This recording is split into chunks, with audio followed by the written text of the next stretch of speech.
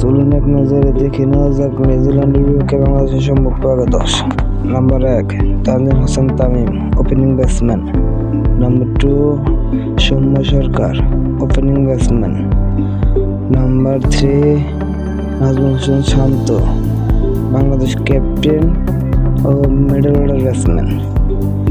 Number 4 Mehidy Hasan Miraz, allrounder. Number 5 Towhid Hridoy, middle order batsman. Number 6 Mushfiqur Rahim, wicket keeper batsman.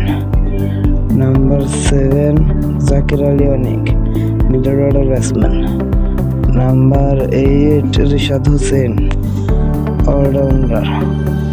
Number 9 Nahid Rana, pace bowler. Number 10 Taskin Ahmed, pace bowler. Number 11